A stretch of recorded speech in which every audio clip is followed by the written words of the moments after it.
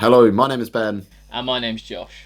and welcome back to FPL Graduates. Welcome back to another video where today we're going to be going through some early thoughts, some early players ahead of Game Week 27 that we're looking to transfer into our teams.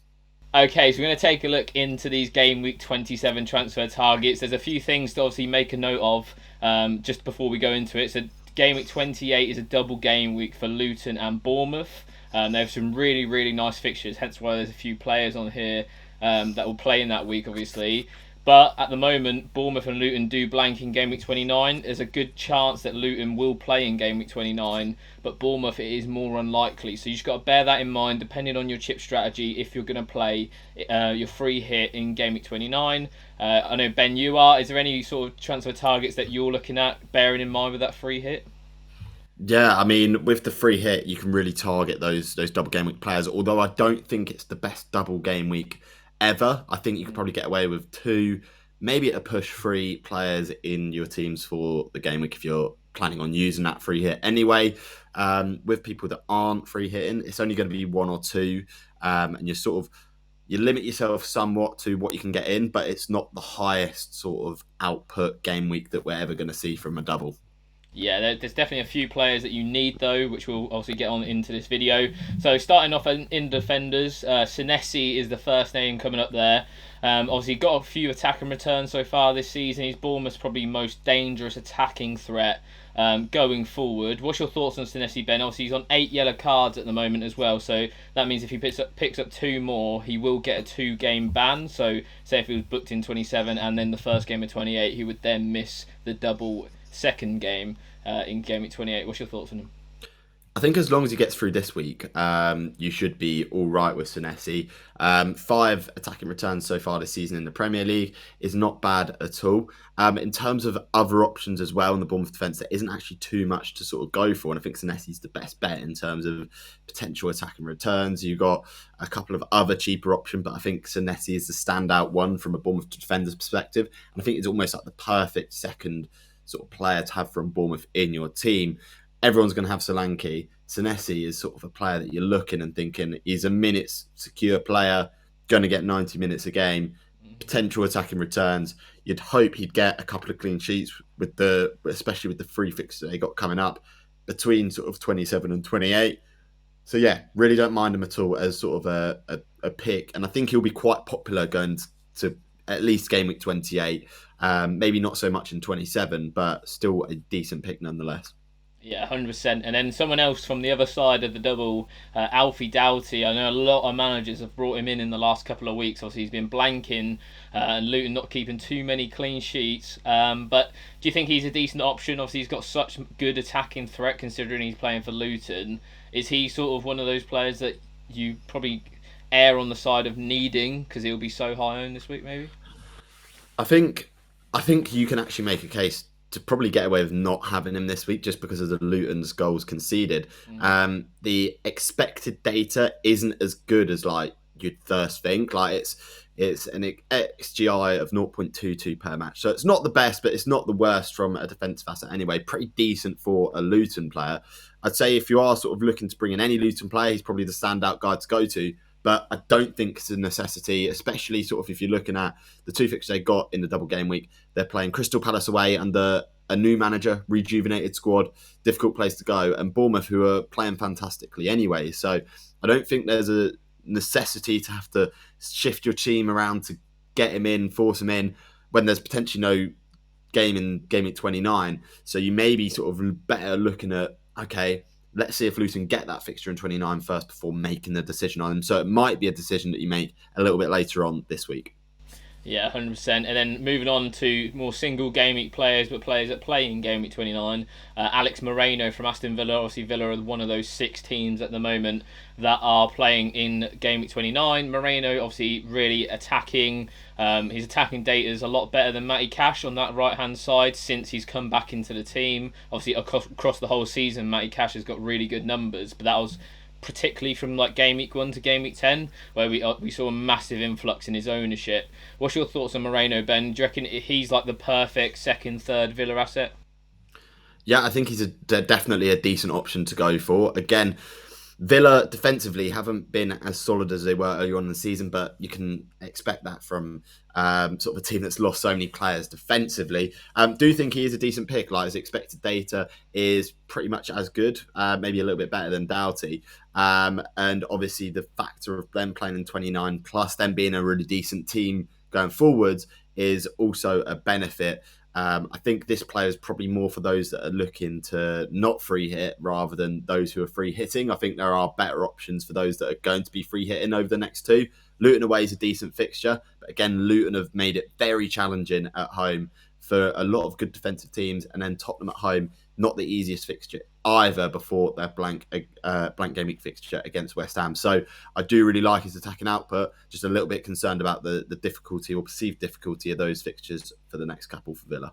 Yeah, 100%. And then moving on to our penultimate choice for defenders transfer targets this week, it's Harry Maguire. He's ranking second amongst all defenders in the last 6 game weeks in terms of XG. Only Gabriel can better him, and we know how good of a threat he is from set pieces at the moment. Obviously, United are struggling, loads of injuries at the moment too, so in terms of the minutes, they are nailed there. But obviously, City this week, probably not the best move to bring him in this week, unless you're going to bench him and then with the idea to play him in the weeks after. Obviously, Manchester United blanking game week 29 at the moment. If they lose to Nottingham Forest in the week, well, probably the day after this has been released, is a chance that they face Sheffield United at home. So a really nice fixture. What's your thoughts on him, Ben? Obviously, a really cheap price tag if people need that sort of enabler.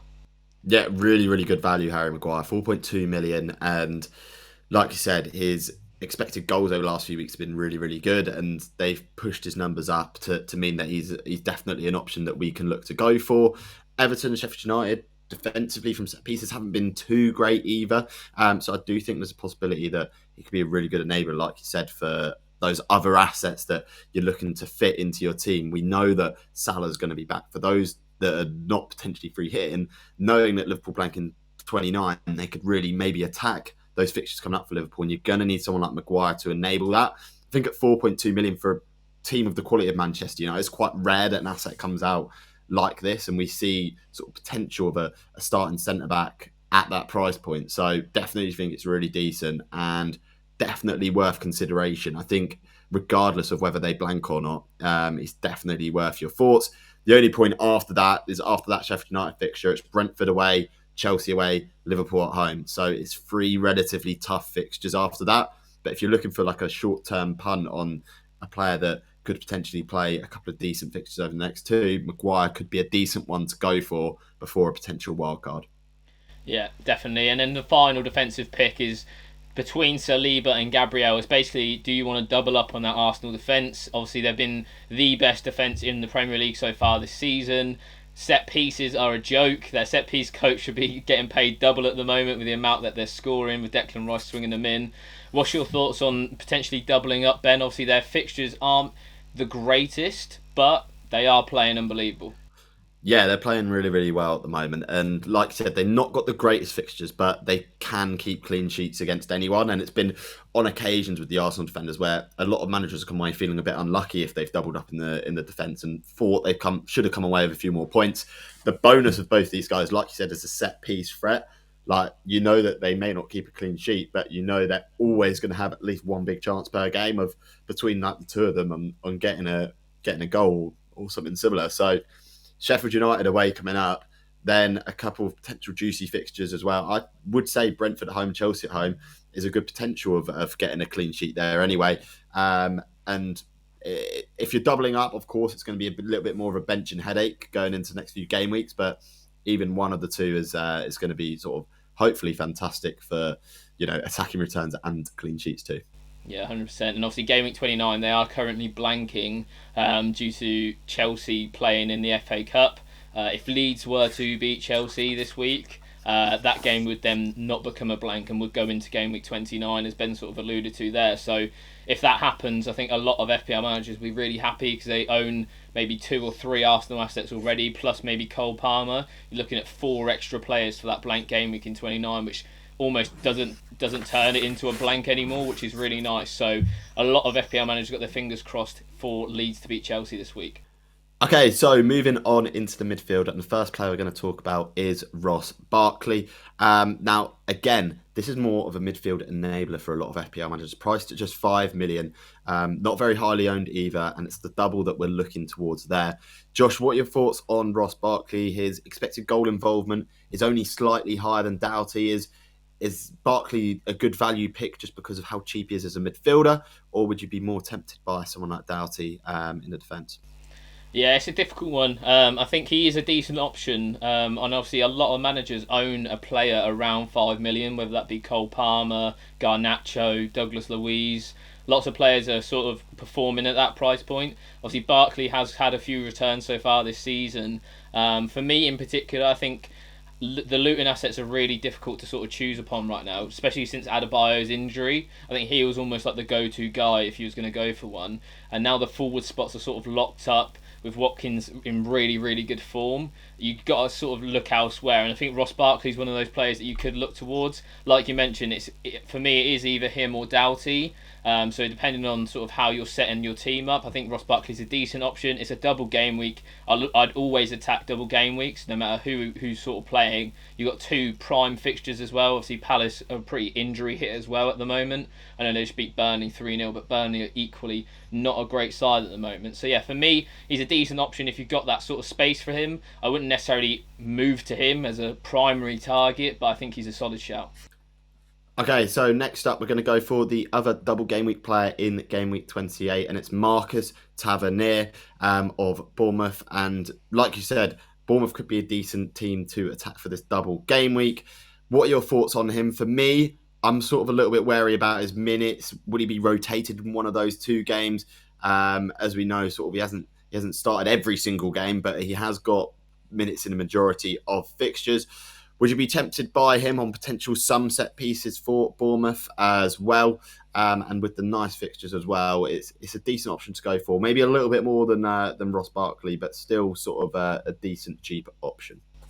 Yeah, 100%. Tavernier, he's okay. I think one of the main things that you can take from him is quite like chance wasteful. I think Bournemouth are in general, to be fair. Like Solanke, for example, against Newcastle, he comes away with a double-digit haul, but he does miss two big chances in that game as well. So yeah, you might be frustrated owning him potentially. For me, I'd probably try and avoid him a little bit just because Sinistera, who obviously plays for Bournemouth, he's got better expected goal involvement at the moment, almost double Tavernier's, and obviously he's being benched. So for me, I'd probably steer clear. I like the idea of maybe going for a defensive asset, even the goalkeeper Neto as well as Solanke. The triple up for me is not quite there because there's just no one who's maybe like a direct feeder for Solanke as we have in other teams. Okay, so next up we've got the guy who is in some great form at the moment, Kai Havertz of Arsenal.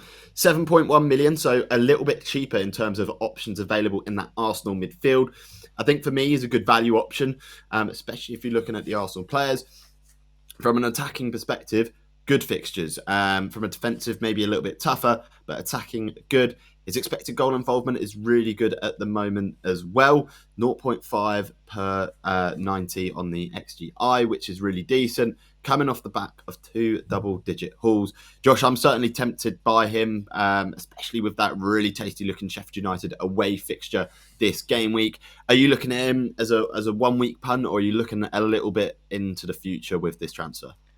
I think he's fantastic if you're going to potentially free hit in 29. He's like one of those sort of stopgap transfers that you can kind of make. I think a lot of people who aren't free hitting in 29 will be looking at the Spurs assets a little bit more. But yeah, Havertz 10 returns so far this season in 25 starts is really, really good numbers. And I think the price saving that you get from him to Odegaard is almost worth the punt. He's like almost like 1.5 million cheaper, which you can do a lot with at the moment in FPL. So yeah, I think he's a really, really nice option. Obviously playing the 9 as well at the moment. Obviously you got to wait and see what happens with maybe Gabriel Jesus in the coming weeks if he comes back into the fold. But yeah, Kai Havertz, a decent punt if you're looking for one. And next up, we're going to talk about Richarlison. Again, similar price point, 7.1 million for a player that is actually also playing up top in that Spurs team. Better stats than Havertz in terms of sort of the underlying numbers. Could he potentially be rotated? That's the question we're always going to ask about the players like Richarlison and Havertz. For now, he's staying up front, and Son seems to be playing a little bit more out wide on the left. definitely myself tempted by him if I wasn't going to be free hitting in game week 29. A few good games as well coming up for them. Josh, I'm tempted. I'm probably not sold because of the position of my team. You might be sort of in a little bit of different frame of mind based on your strategy for your chips. Yeah, he's in my overall big plan in terms of bringing him in. Not this week though, potentially next week. So for me, the more I think about it though, the more the weeks go on. I think I'm gonna have to see like how Spurs sort of line up and how many minutes all their attackers get. I think he's probably the most likely to get subbed off first. I think Son, Madison, and Kulusevski are all likely to play more minutes than him. If they're going to try and maybe bring on someone like Brennan Johnson, Timo Werner, I think he's sort of the first guy to get moved. But you are getting a guy who's a midfielder playing as a striker for potentially 60, 70 minutes, which is something not to be sniffed at, especially with the sort of explosiveness of Spurs as well. They can score multiple goals very easily. So, yeah, he's an interesting one. Is he the most nailed? I'm going to say no. But he's 7 million. It's worth a gamble. Yeah, we saw Richarlison sort of get subbed off on 70 minutes against Wolves, which I think is really the start of that potential rotation. Yeah. In the previous sort of 5, 6 games, he played the full 90. So I do think with all these players coming back, definite risk of rotation there. And the player who is a rotation risk is because of Heung-min Son. I mean, he's coming back from obviously the Asian Cup and everything like that, and he is the main man at Spurs on pretty much everything. The penalties, hogs the big chances. However, is out sort of a little bit more on the left hand side at the moment. Definitely, again, probably one that everyone's going to own in game week 29, regardless of whether you're free hitting or not. I'm definitely going to have him in my free hit team. I'm sure, Josh, you are as well. It's interesting, though, over the entire season so far, his XGI per 90 is just a little bit worse than Richarlison, which is a really interesting stat. Probably more nailed on for 90 minutes as well, though, right? Yeah, 100%. He's obviously their main man. He's sort of their talisman on penalties as well. So, you've got a massive bonus there. He's definitely worth the price hike up, an extra £2 million. So, yeah, we have to wait and see. But for me, he's a must own come game week 29. Okay, so moving on to the forward options. We've got a few here, but there's sort of a template front three that most managers are going to have so far going into these sort of double game weeks and blank game weeks. First up on the list is Dominic Solanke. Obviously, got Burnley away this week, followed by those two prime home fixtures against Sheffield United and Luton Town. Probably three of the best fixtures you could probably pick, all against the newly promoted sides in the league. Not only that, Dominic Solanke is having the best season of his career so far. So there's not much not to like. I've owned Solanke for probably over 10 game weeks now. He's been raking in the points. He's been one of my favourite assets to own so far this season. On penalties as well, he's just a talisman. What's your thoughts on him, Ben? Yeah, got to own this week. Already rising up in price as well, 7.1 million. Just a few days ago, he was 6.9. So everyone is going to be getting him in, especially ahead of the Burnley game. I anticipate at least another price rise before that game, and then potentially another 1 or 2 price rises between game week 27 and 28. He's going to be really highly owned. He's going to be captained by everyone. So no reason not to bring in Dom Solanke. The stats say he's doing well. Everything is pointing to a big Dom Solanke who'll win game week 28.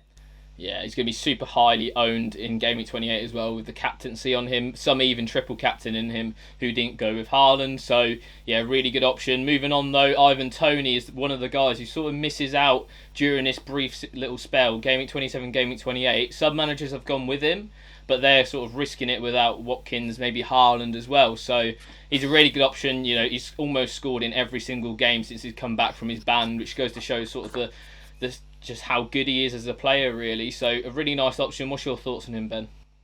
Yeah, I mean, I do really like him, but it's that problem with the template. You can only have 3 of these players, and unfortunately, Tony's probably not in my top 3 sort of targets for strikers at the moment. One already gets made redundant because you have Haaland, so that leaves 2 striker spots for your team out of every single striker in the Premier League. And despite Tony being really good and a really sort of interesting option, I think the doubles sort of come into play at this time of the season, which unfortunately means that a lot of managers have neglected to bring in Tony. 10% owned, and going to be a player again who, if he gets into a bit more form, then a lot of managers will be considering him. Yeah. Those that are not on a free hit will probably be bringing him in now or looking to bring him in. So yeah, I can anticipate him scoring a couple of goals. Sorry, in game week 26 and 27 against West Ham and Chelsea, and then you've potentially got however many sort of fixtures left to go. I back Tony to probably score nearly won a game anyway, because that's just the sort of player he is. We've seen how good he has been previously. Anticipate him sort of continuing that. Yeah, 100%. And then someone who's a little bit differential, I say a little bit, he's massively differential. It's Carlton Morris. Obviously, Luton's penalty taker. Luton with the double game week coming up. It's sort of like a match made in heaven. Morris, I think, matched Erling Haaland in that last double game week, considering he faced City and Liverpool, is not bad going. And obviously, no Adebayo sort of makes him that sort of talismanic figure like he was last season in the Championship for Luton. I think he's a nice option if you want to punt. If you're going without Haaland and trying to be like ballsy and try and climb the ranks, I think he is a really nice option, especially for those fixtures. Luton's fixtures are really good. I expect them to pick up, probably 4 points in that game in terms of like Premier League points. So yeah, it should be interesting. What's your thoughts on him, Ben? There's gonna be a few managers that do go for Carlton Morris, and I think it may be down to squad structure. Having Slanky in, can they afford that extra Ollie Watkins, etc. So I think there's going to be a couple of managers that go for him. He's the ultimate differential if you want to go against the template with the Bournemouth defenders. He could, if he scores even in one of the 2 game weeks and Bournemouth concede in both games, you're probably looking at a potential green arrow already off the back of that. So yeah, I do think Carlton Morris is a decent option. He's a risky one. By no means sort of guaranteed the goals, especially as Luton are playing away.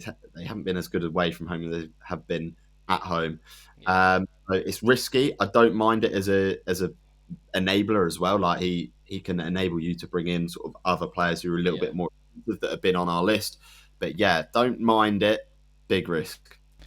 Yeah, and then the final option, we've mentioned him a few times, is Ollie Watkins. He's the man in form at the moment, scoring goals left, right and centre. He's got over 10 goals and over 10 assists already in the Premier League this season. He's been absolutely incredible. I think the main thing here is that you got Ollie Watkins at nearly 100% EO, you got Haaland at over 100% EO, and then you get Dom Solanke near or over 100% EO come double game week 28. If you're going to risk it against any of those 3, you're going to need to bring in someone who is definitely going to return. So that's why those 3 guys are sort of the main men that everyone's going for.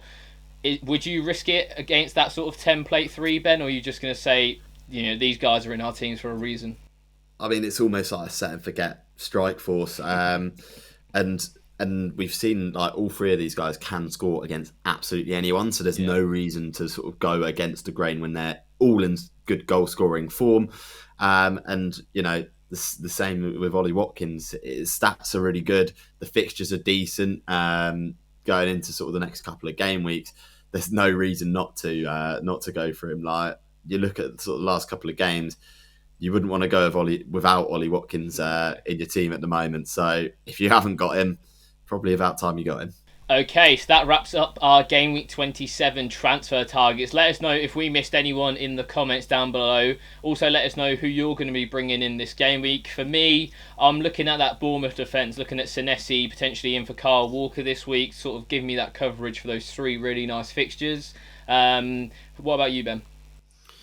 Yeah, interesting. I'm sort of looking at rolling my free transfer after all of that at the moment, but we'll have to wait and see. But on my radar for the double game week is definitely Senesi as well, potentially looking to bring him in. And a man that we didn't mention, Mohamed Salah, also tempted by him at the moment, but we'll have to wait and see. Nevertheless, I'm going to be sort of doubling up on those Bournemouth guys anyway. Awesome. So if you enjoyed the video, make sure you like, comment and subscribe to the FPL Graduates. Loads of new content coming your way over the end of this season and into the summer too, with the Euros coming up. And as always, I've been Ben. I've been Josh. And we'll see you guys later. Have a good game week, everyone.